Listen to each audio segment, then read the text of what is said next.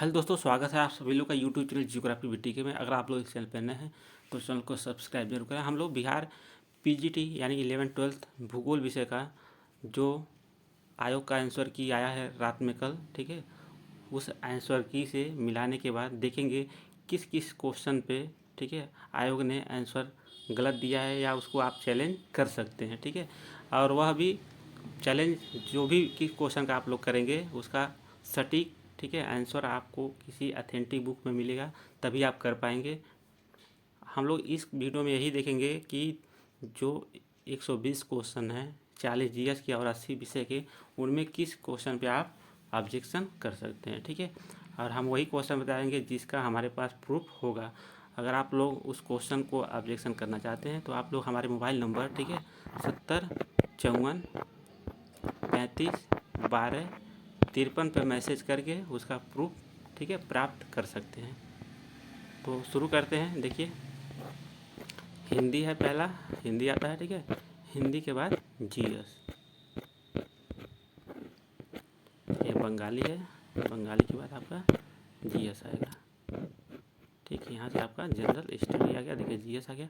तो हम लोग जीएस में जो मैथ के क्वेश्चन है उसमें नहीं हम जाएंगे, क्योंकि जो मैथ का टीचर होगा वही बताएगा, ठीक है। हम लोग जो भूगोल के इसमें क्वेश्चन है और या करंट अफेयर्स के 1-2 क्वेश्चन है उसको हम बताएंगे कि इस पे चैलेंज आप कर सकते हैं। बताते हैं, ठीक है। यहाँ पे देखिए क्वेश्चन नंबर सेट ई का है। क्वेश्चन नंबर यहाँ पे देखिए, 2024 के जीवी सूचकांक आकलन में कौन सा देश भारत से बेहतर है। तो इसमें आयोग ने आंसर दिया है पाकिस्तान, जबकि इसका आंसर बांग्लादेश होना चाहिए। इसका आपको प्रूफ मिल जाएगा, ठीक है। आगे देखिए दूसरा क्वेश्चन, 57 नंबर क्वेश्चन, भारत में शुष्क बिंदु बस्ती मिलती है। तो आयोग ने 1 से अधिक माना है, जबकि इसका आंसर राइट होना चाहिए ए, बाढ़ क्षेत्रों में। इसका आपको सटीक, ठीक है, प्रूफ आपको एनसीईआरटी का ही प्रूफ हम दे सकते हैं। आप लोग मोबाइल नंबर 7054351253 पर मैसेज करके अगर आप लोग प्रूफ प्राप्त करना चाहते हैं प्राप्त कर सकते हैं, आप क्वेश्चन को चैलेंज कर सकते हैं। तो 2 क्वेश्चन यहाँ से हो गया। अब हम लोग आगे देखते हैं, और भी अगर कोई क्वेश्चन होगा, ठीक है, जीएस में। जैसे इस क्वेश्चन में भी बहुत सारे लोग, जीएस में एक क्वेश्चन और था, हाँ, कौन सा होम रूल आंदोलन से संबंधित नहीं था, ठीक है। तो इसमें आयोग ने, ठीक है, इनमें से कोई नहीं दिया है, जबकि ई सी होना चाहिए था। अगर आपको इस क्वेश्चन का प्रूफ कहीं मिलता है तो आप इसको भी चैलेंज कर सकते हैं। हमारे पास इसका अभी प्रूफ नहीं है। अब हम लोग भूगोल में आते हैं। हम भूगोल में वही क्वेश्चन चैलेंज करने को बोलेंगे जिसका हमारे पास प्रूफ हो, ठीक है। देखिए 71 नंबर क्वेश्चन, यह आयोग ने इसका सही उत्तर दिया है ए, इसमें कोई प्रूफ करने की आवश्यकता नहीं है। और इसमें भी 72 में भी, ठीक है, इसमें भी कोई दिक्कत नहीं है। 73 में भी कोई दिक्कत नहीं है।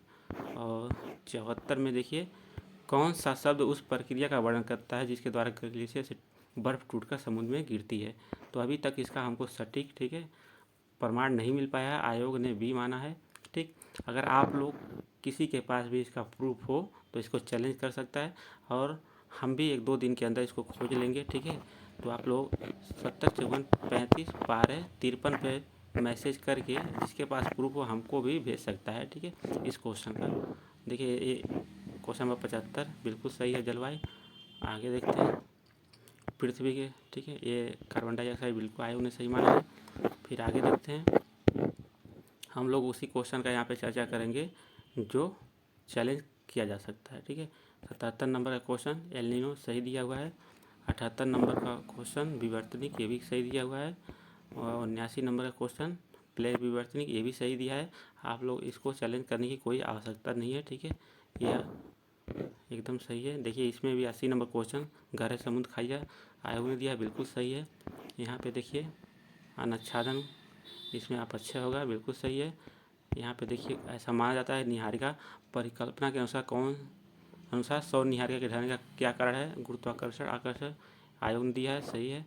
आगे देखते हैं, इसमें, ठीक है, उष्णकटिबंधीय दिया है, बिल्कुल सही है, इसमें भी चैलेंज करने की आवश्यकता नहीं है। इसमें भी स्रोत क्षेत्र दिया है, ये भी सही है, ये सब एनसीईआरटी में मिल जाएगा, कोई दिक्कत नहीं है। आगे देखते हैं, यहाँ पे मुख्य रूप से जलवायु निर्धारित करता है, तो भौगोलिक स्थिति और अक्षांश बिल्कुल सही है। कोपेन ये भी सही है, तापमान वर्षा। और क्वेश्चन नंबर 87, कौन सा जलवायु प्रकार पूरे साल, ये भी सही है, रेगिस्तान, ठीक है। और क्वेश्चन नंबर 88, कौन सा शब्द महाद्वीपीय उत्थान और मध्य महासागरीय रसातल मैदान, बिल्कुल सही है, कोई दिक्कत नहीं है इसमें। देखिए यहाँ पे समुद्री धाराओं की गति किसके द्वारा संचालित होती है, हवा है, बिल्कुल सही है, ठीक है।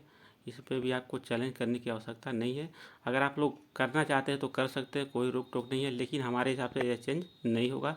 कारण क्या है, आप चाहे सविंदर सिंह की बुक पढ़ लीजिए या फिर NCERT पढ़ लीजिए, उसमें आपको क्लियर हो जाएगा, ठीक है। यहाँ पे गति की बात किया है, गति किसके द्वारा संचालित, तो हवा के द्वारा ही गति संचालित होती है। जितना ज़्यादा हवा तेज चलेगा उतना ही तेज धारा चलेगी, ठीक है। जबकि पृथ्वी के घूर्णन से हवाएं, ठीक है, उसके गति नहीं संचालित होती है। इससे ही कोरियाली बल्ब कार्य करता है और धाराएं क्या होती है, मुड़ जाती हैं। आगे देखते हैं, कौन सी महासागरीय धारा, ठीक है, गल्फ स्ट्रीम, बिल्कुल सही है। समान लवणता रेखा को मिलाने वाली रेखा कहलाती है, तो यह समलवण रेखा, बिल्कुल सही है। किस प्रकार की मिट्टी में कण मिट्टी से बड़े लेकिन रेसे से छोटे होते हैं, गाद होता है, बिल्कुल सही है। आगे देखते हैं, जलवायु परिवर्तन मत्स्य पालन को कैसे प्रभावित करता है, तो यह समुद्र के तापमान आवास को बदलता है, बिल्कुल सही है। देखिए, मध्य पूर्व पेट्रोलियम के संबंध में हार्मुज जल डब्ल्यू मध्य क्या है, तो यह वैश्विक पेट्रोलियम निर्यात के लिए महत्वपूर्ण चेक पॉइंट है, बिल्कुल सही है, इसमें कोई चेंजिंग नहीं होगा। देखिए यहाँ पे क्वेश्चन नंबर 94, संयुक्त राज्य अमेरिका का प्राथमिक कोयला क्षेत्र कौन सा है, अपलेशियन क्षेत्र है, ठीक है। तो आयोग ने डी माना है, ये बिल्कुल सही हो जाएगा, क्योंकि इलिनोई जो बेसिन है ये भी अपलेशियन क्षेत्र के ही अंतर्गत है, इसलिए इस आयोग ने इसमें एक से अधिक माना है।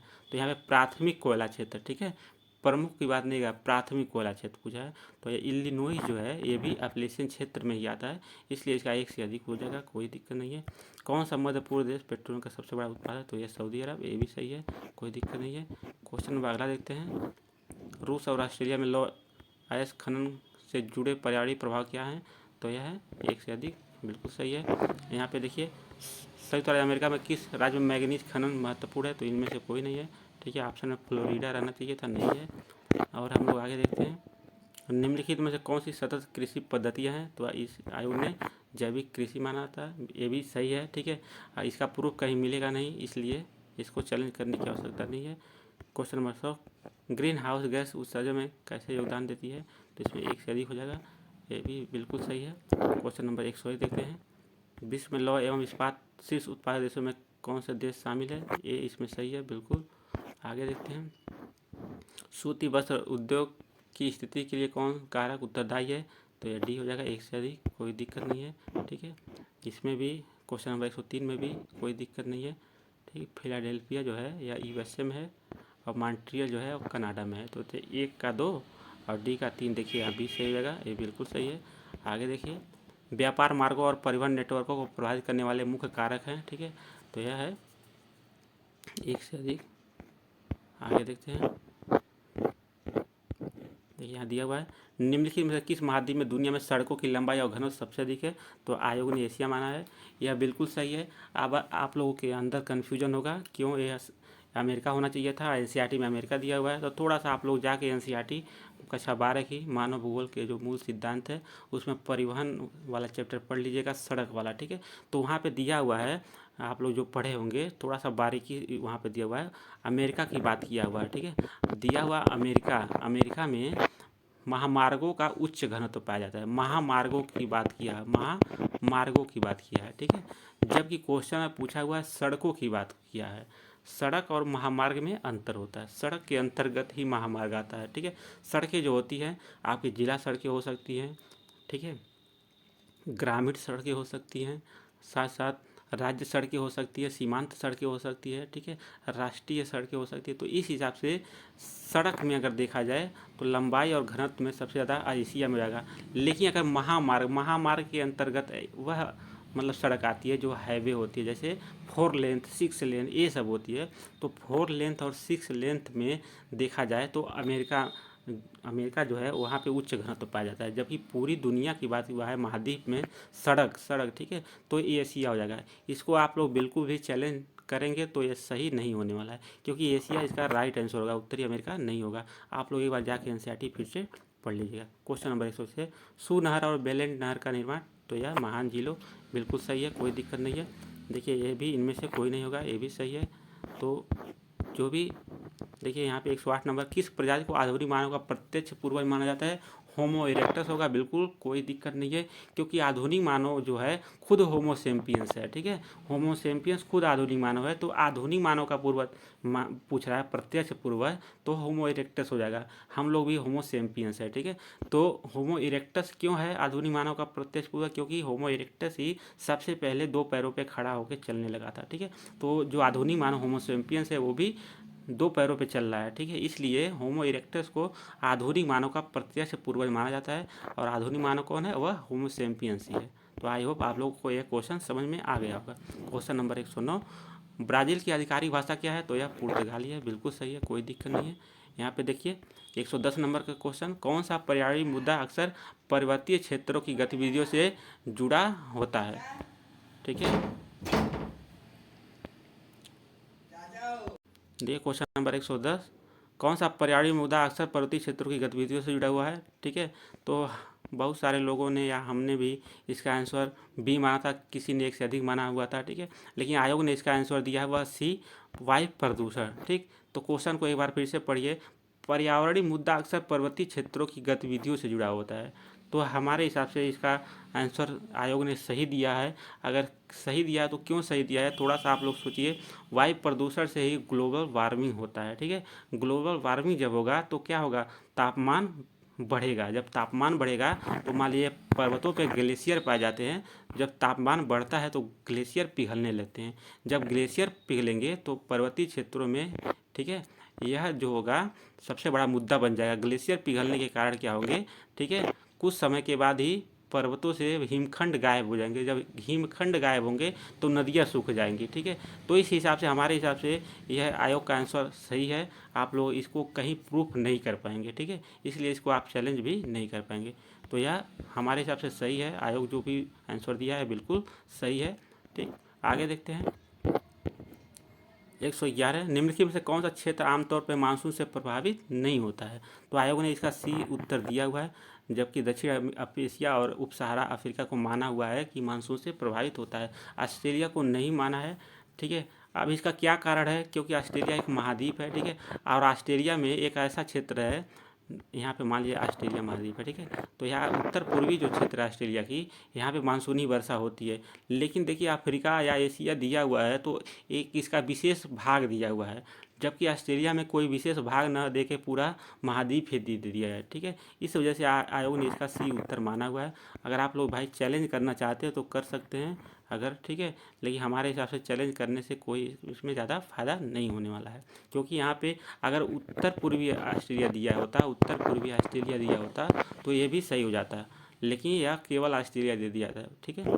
आगे देखते हैं 112, किस देश में मानसून के कारण सर्वाधिक वर्षा होती है? तो यह बांग्लादेश, बिल्कुल सही है, 1% भी गलत नहीं है, ठीक है, क्योंकि बांग्लादेश में जो वार्षिक वर्षा होती है वह 200 सेंटीमीटर से अधिक होती है, जबकि भारत में 125 सेंटीमीटर तक होती है। थाईलैंड में 170 या 80 होती है, ठीक है। तो इस हिसाब से देखा जाए तो बांग्लादेश में सबसे ज़्यादा इस तीनों देशों में वार्षिक वर्षा होती है, वो भी मानसूनी।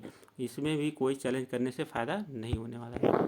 क्वेश्चन नंबर 113, गर्मियों के दौरान सहारा रेगिस्तान में उत्तरी अफ्रीका और भूमध्य सागर में चलने वाली शुष्क धूल भरी हवा को कहते हैं? तो इसका आयोग ने भी उत्तर दिया है, बिल्कुल गलत है, ठीक है। यह क्वेश्चन 100% चेंज होगा, ठीक है। इनमें होगा तो खमसीन होगा, नहीं तो इनमें से कोई नहीं होगा, ठीक है। आप लोग आगे देखिए, तो यह क्वेश्चन आप लोग चैलेंज करेंगे, इसका प्रूफ हम दे देंगे। आप लोग 70 54 35 12 53 पे मैसेज करके इसका प्रूफ प्राप्त कर सकते हैं। क्वेश्चन नंबर अगला 114, भारत में उस पर्वतीय श्रृंखला का नाम है, क्या नाम है? जो सिंधु गंगा, तो यह विंध्यन, बिल्कुल सही है, इसमें कोई डाउट नहीं है। आगे देखते हैं, देखिए इसमें कौन सी प्रसिद्ध उत्तरी अमेरिकी घास का मैदान अपनी लंबी घासी प्रजातियों के लिए जाना जाता है? तो प्रेरी, बिल्कुल सही है, कोई दिक्कत नहीं है। इसमें भी जननांगी संक्रमण या किस अवस्था की विशेषता उच्च जन्म दर और घटती मृत्यु दर है? तो यह दूसरी अवस्था, बिल्कुल सही है। कौन सा कार्य जनसंख्या वितरण को प्रभावित करता है? यह सभी करता है, ये इसलिए एक से अधिक हो जाएगा। सतत शहरी विकास की रणनीति क्या है? तो यह है मिश्रित भूमि उपयोग, कृषि को बढ़ावा देना, बिल्कुल सही है, इसमें कोई डाउट नहीं है, ठीक है। तो यह चैलेंज नहीं किया जा सकता। क्वेश्चन नंबर अगला देते हैं, स्थिर मानव विकास के 4 स्तंभों में से एक है, नीचे दिए गए निम्नलिखित में से कौन सा कथन स्थिरता को सही ढंग से परिभाषित करता है। सी इसका बिल्कुल सही उत्तर है। ठीक है, कोई दिक्कत नहीं है। क्वेश्चन नंबर 120, इसमें भी डी इसका बिल्कुल सही उत्तर है। ठीक, आगे देखते हैं 121 नंबर क्वेश्चन। देखिए यहाँ पे जनजाति दिया हुआ, क्षेत्र दिया हुआ, तो बुशमैन, कालाहारी, पिग्मी, जैरेबेसिन, तो बी का पहला और सी का तीसरा, तो इसमें बी राइट आंसर हो जाएगा। कोई दिक्कत नहीं है। ठीक, आगे देखते हैं अगला। जलवायु परिवर्तन प्रजातियों के लिए आवास उपयुक्तता को कैसे प्रभावित करता है? तो तापमान और वर्षा पैटर्न को बदलता है, जिससे निवास स्थान की उपलब्धता प्रभावित होती है। बिल्कुल सही उत्तर है। आगे देखिए, उराव जनजाति मुख्यतः किस भारतीय राज्य में पाई जाती है? तो यह झारखंड में पाई जाती है। मुख्यतः पूछा हुआ है, ठीक है, तो झारखंड में पाई जाती है।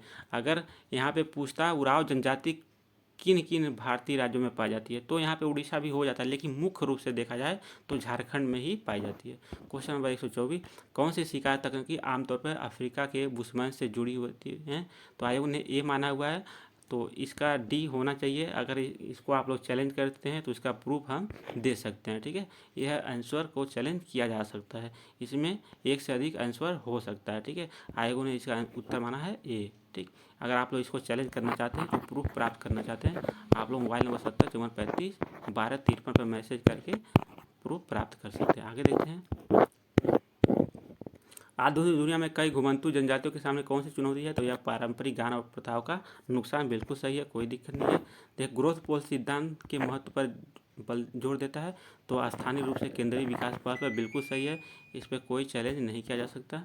क्वेश्चन नंबर 127, तारिन बेसिन निम्नलिखित में से किस पर्वत श्रृंखला के बीच स्थित है? तो कोई कुन-लुन और तियासान एकदम सही है। आगे देखते हैं, देखिए यहाँ पे दिया हुआ पर्वत श्रृंखला का कोड करके पूर्व से पश्चिम यहाँ पे मिलान करना था, तो पूर्व पश्चिम सबसे अगर देखा जाए पूर्व में तो मकालू है, फिर गौरी शंकर है, फिर अन्नपूर्णा है, फिर धौलागिरी है, तो यहाँ से आप लोग मिला देंगे। इसका आंसर आयोग ने सही दिया। क्वेश्चन नंबर 129, कौन सी प्रसिद्ध नदी जापान की राजधानी टोक्यो से गुजरती है? तो वह है सुमीरा नदी। बिल्कुल सही है। यहाँ पे देखिए क्वेश्चन नंबर 130, जापान के भूदृश्य पर किस प्रकार की भू आकृति हावी है? तो यह पर्वतीय क्षेत्र है सबसे ज़्यादा। आगे देखते हैं, कौन सा समुद्र जापान को कोरियाई प्रायद्वीप से अलग करता है? तो यह जापान सागर। बिल्कुल सही उत्तर है। देखिए यहाँ पे आधुनिक भूगोल के जनक के रूप में किसे जाना जाता है और मौलिक कृति जियोग्राफिया के लेखक कौन है? तो यहाँ पे भी बहुत सारे लोगों को डाउट है। ठीक है, यह बिल्कुल इसका सही उत्तर एक से अधिक होगा। हमने पहले भी बताया था, इस क्वेश्चन में 2 क्वेश्चन छुपा हुआ है। पहला क्वेश्चन इसमें यह है, आधुनिक भूगोल के जनक कौन है? तो आप लोग जानते हैं आधुनिक भूगोल के जनक अलेक्जेंडर वान हम्बोल्ट को कहा जाता है। जबकि भूगोल के अगर जनक पूछता तो अस्थनीज हो जाता, लेकिन यहाँ पे आधुनिक भूगोल पूछा तो वान हम्बोल्ट तो हो ही गए, साथ साथ जियोग्राफिया के लेखक, तो जियोग्राफिया जो शब्द था वह इरोटोस्थनीज ने दिया था, इसलिए इसका आयोग ने उत्तर एक से अधिक माना है। तो इसमें 2 क्वेश्चन छुपा हुआ है, तो इसमें चैलेंज करने से कोई फायदा नहीं है। क्वेश्चन अगला देखिए, कौन सी भौगोलिक अवधारणा भौतिक और सांस्कृतिक रूप से दुनिया के सभी हिस्सों के परस्पर जुड़ाव पर जोर देती है? ठीक है, तो ये सी वैश्वीकरण बिल्कुल सही है, इसमें कोई डाउट नहीं है, न ही इसमें प्रूफ करने की आवश्यकता है। कारण क्या है, देखिए जो नियतवाद है, ठीक है, जो नियतवाद होता है यह पूरी तरीके से प्रकृतवादी है, तो यहाँ पे सांस्कृतिक की बात आ गई है, तो नियतवाद तो ऑलरेडी होगा ही नहीं। ऐसा केवल वैश्वीकरण ही है जो भौतिक और सांस्कृतिक दोनों रूप से जोड़ता है। ठीक, तो इसमें भी कोई दिक्कत नहीं है। क्वेश्चन नंबर हम लोग 134 देखते हैं, निम्नलिखित में से कौन सा विद्वान मात्रात्मक क्रांति के दौरान स्थानीय विश्लेषण तकनीकों के विकास से जुड़ा हुआ है?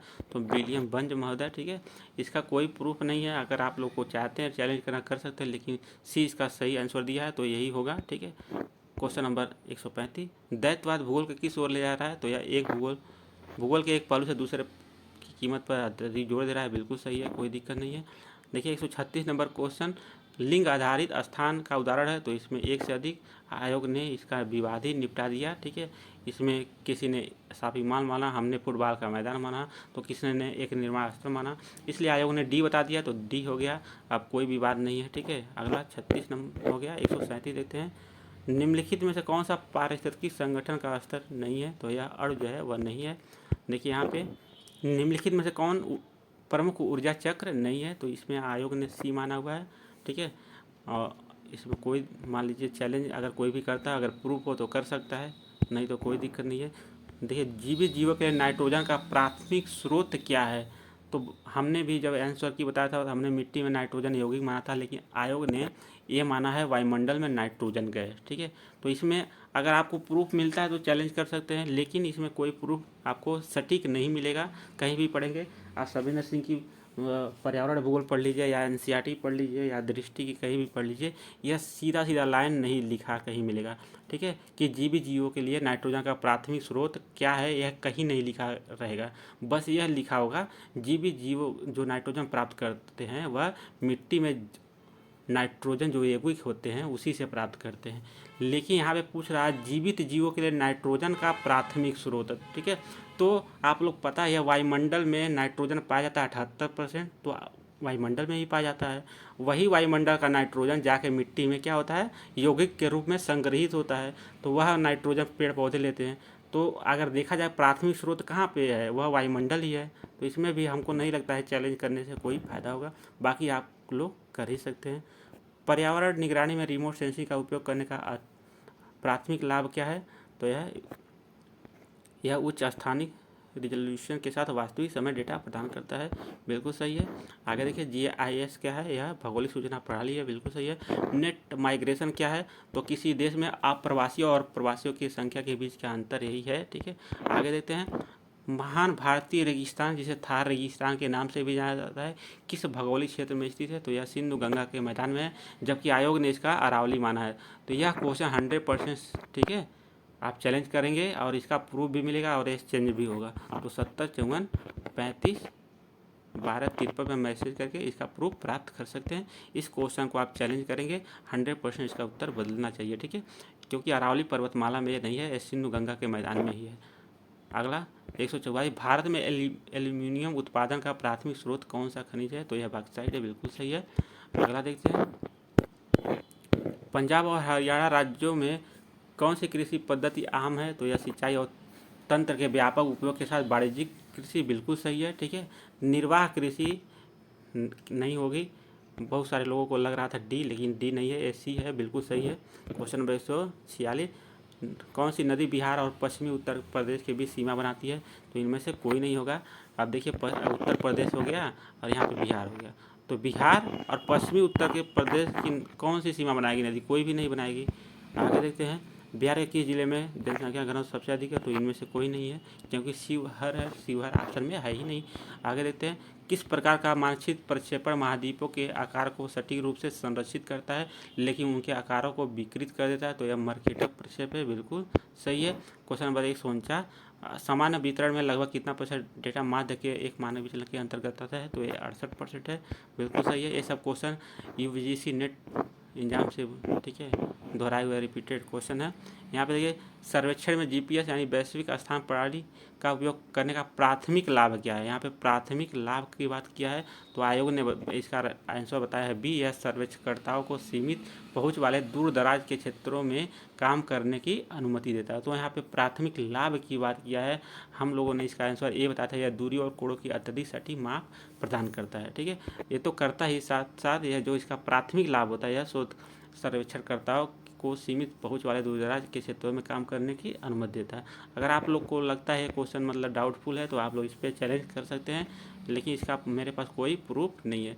तो जो क्वेश्चन पे चैलेंज करना है हमने बताया है, अगर आप लोग उस पर चैलेंज उसको करते हैं तो ज़रूर हम उसका, ठीक है, ऑथेंटिक सोर्स देंगे। देखिए पहला क्वेश्चन ये चैलेंज किया जा सकता है, इसका आपका सोर्स मिल जाएगा। और आगे देखते हैं और कौन सा क्वेश्चन जो रहेगा हम बताएंगे। ठीक है, उसको आप चैलेंज करिएगा, ज़रूर चेंज होगा, 100% उम्मीद है चेंज होने की। ठीक, जो नहीं है उम्मीद, उसको चैलेंज करने से कोई फ़ायदा नहीं है, क्योंकि बदलने वाला है नहीं। आपकी आयोग ने उत्तर बहुत कम दिया है गलत। ठीक है, देखिए इसको भी आप चैलेंज कर सकते हैं, इसका भी ऑथेंटिक प्रमाण मिल सकता है। ठीक है, हमारे द्वारा जो मोबाइल नंबर बताएं उससे, ठीक है, मैसेज करेंगे, वहाँ पे हम भेज देंगे प्रूफ। आगे दो क्वेश्चन हुआ, फिर तीसरा क्वेश्चन बता रहे हैं। यहाँ पे तीसरा क्वेश्चन ये है, गर्मियों के दौरान सहारा रेगिस्तान से उत्तरी अफ्रीका और भूमध्य में चलने वाली शुष्क धूल भरी हवा को क्या कहा जाता है? तो इसमें या तो खमसीन होगा या तो इनमें से कोई नहीं होगा, ठीक है। तो आयोग ने हरमट्टन मारा था, बिल्कुल गलत आंसर दिया है आयोग ने, ये भी चेंज होगा। 3 क्वेश्चन हो गया, ठीक। आगे देखते हैं। देखिए इसको चैलेंज आप करेंगे, मिलेगा नहीं प्रूफ, ठीक है। तो इसमें हम प्रूफ भी नहीं दे पाएंगे, हमारे अनुसार आयोग ने आंसर सही दिया है, कोई दिक्कत नहीं है। अगर आप लोग चाहते हैं प्रूफ करना तो कर सकते हैं, अगर आपके पास सोर्स हो। देखिए इसमें भी बिल्कुल आयोग ने सही उत्तर दिया है। यहाँ पे सड़कों की लंबाई बोला है, ठीक है। और वहाँ पे अगर एनसीईआरटी पढ़ेंगे तो अमेरिका में महामार्गों की घनत्व, तो वहाँ पे क्वेश्चन नहीं सही होगा, ठीक है। तो आयोग ने इसका सही आंसर दिया है। आप चैलेंज करना चाहते तो कर सकते हैं अगर आपके पास कोई सोर्स हो, लेकिन हमारे अनुसार ये आंसर आयोग ने सही दिया है। ये भी बिल्कुल 108 नंबर का भी आयोग ने उत्तर सही दिया है। तो अभी तक 3 क्वेश्चन हैं जो चैलेंज किया जा सकता है, ठीक है। बाकी आगे देखते हैं, कोई और क्वेश्चन होगा तो हम बताते हैं। 3 हो गया, और आगे देखते हैं।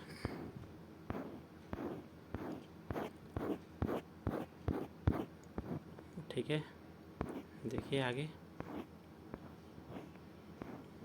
देखिए इसमें भी बहुत सारे लोगों को लग रहा होगा चैलेंज करना, तो आप लोग कर सकते हैं, आज़ाद हैं, ठीक है। लेकिन हमारे अनुसार यह चेंज नहीं होगा, सही है। आगे देखते हैं, अभी तक 3 है। ये भी सही है, कोई दिक्कत नहीं, ये भी सही है, ठीक है, कोई दिक्कत नहीं है। ये भी सही है, ये भी सही है, कोई दिक्कत नहीं है। आगे देखते हैं, ये भी सही है, ये भी सही है। आगे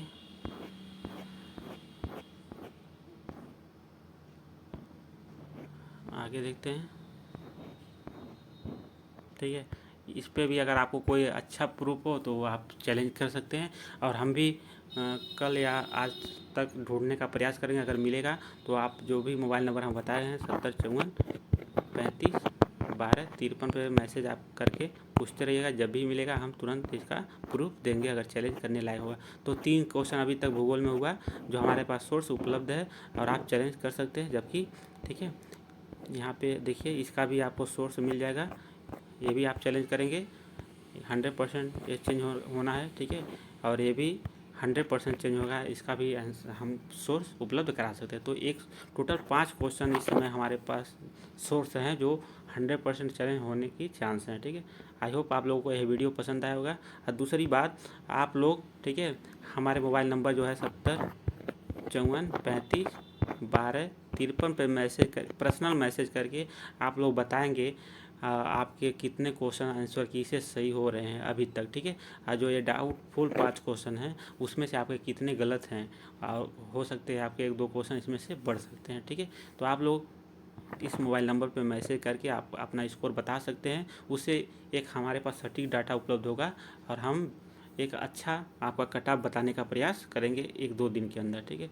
और आप लोग चैनल पर नए हैं तो लाइक शेयर सब्सक्राइब जरूर करें। मिलते हैं अगले वीडियो में, तब तक के लिए जय हिंद।